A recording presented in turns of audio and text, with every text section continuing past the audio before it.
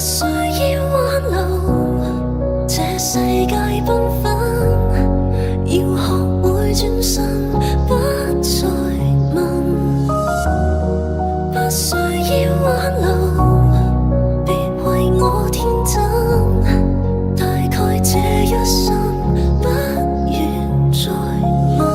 過咗幾年之後，我都依然冇變，遇到不公平嘅待遇依然好賤，但係發現你已唔喺我嘅身邊，因為當初對你講咗太多嘅謊言。朋友話我咁耐冇見，好似一夜長大，堅持自我天真，世界發展太快，重新相遇唔會俾你見到我嘅挫敗，回憶往事太多冇意義嘅錯怪，仲記得以前你就瞓喺我嘅枕邊，每晚瞓覺係對一日結束後嘅沉澱，直到今時今日深夜我會習慣眼前一瞬間嘅謊言，代表最清重嘅思念，每一步嘅腳印本嚟都會有你見證，但係而家只我獨自一人被迫清醒，面對所有事情我已慢慢變得正經，完全望向我嘅背影出現你嘅身影。不需要挽留，這世界繽紛，要學會轉身，不再問。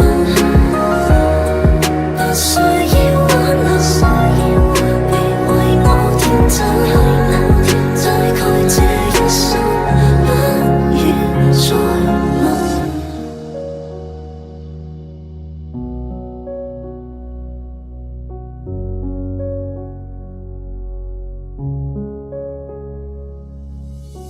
繼續走，繼續走，繼續走。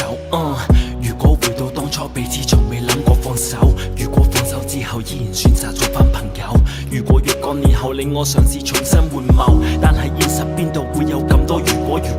如果時間倒流，我又點會捨得是錯？